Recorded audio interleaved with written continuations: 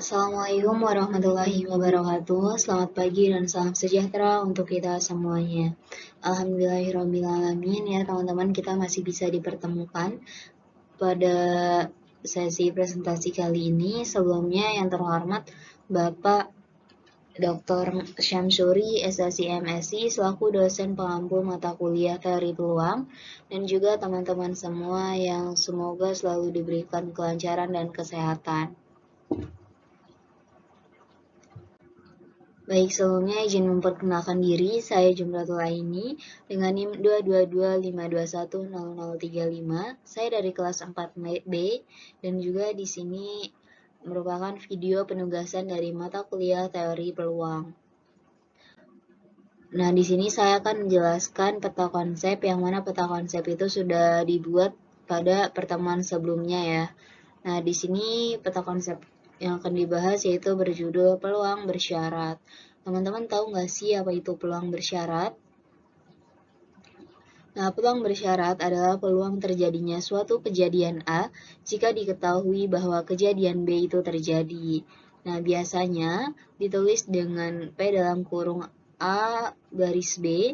Nah, biasanya itu dibaca peluang A dengan syarat B terjadi. Nah, kita masuk ke bagian pertama yaitu bagian definisi. Nah, jika peluang B lebih besar dari 0, maka peluang terjadinya A jika diketahui B terjadi didefinisikan sebagai peluang A dengan syarat B sama dengan peluang A irisan B dibagi peluang B. Nah, seperti tadi ya, peluang dalam kurung A garis B itu biasanya diucapkan sebagai peluang A jika diketahui B atau peluang A dengan syarat B. Kita masuk ke bagian kedua yaitu hukum penggandaan atau law of multiplication. Nah, di sini tuh terdapat suatu formula perkalian peluang sehingga formula tersebut dinamakan hukum penggandaan atau perkalian. Baik, kita masuk ke selanjutnya ya, yaitu hukum peluang total atau law of total probability. Nah, ketika menyelesaikan permasalahan peluang ya, terkadang tidak memungkinkan untuk menentukan secara langsung peluang dari suatu kejadian A. Akan tetapi hanya bisa menentukan peluang A jika diketahui B dan peluang A jika diketahui B komplement ya.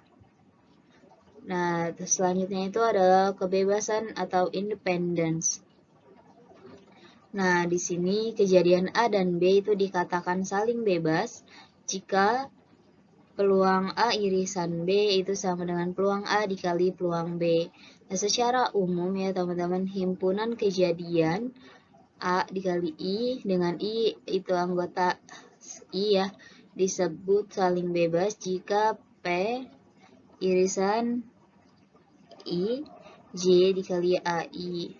Nah, di sini bisa dilihat ya teman-teman. Nah, untuk setiap himpunan bagian berhingga J dari I. Nah, selanjutnya yang akan kita bahas yaitu teorema Bayes. Nah, misalkan B1, B2, titik-titik Bn ya, adalah partisi lepas dari ruang sampel S suatu percobaan jika P di BI itu lebih besar dari 0 untuk semua I 1, 2, sampai N, maka untuk sembarang kejadian A dari S dengan peluang A lebih besar dari 0, dan untuk sembarang K yaitu K 1, 2, sampai N. Nah, untuk pembahasan peta konsep mungkin saya cukupkan. Terima kasih banyak. Semoga apa yang telah saya jelaskan tadi bisa bermanfaat untuk teman-teman. Dari saya cukup, kurang lebihnya mohon maaf. Wassalamualaikum warahmatullahi wabarakatuh.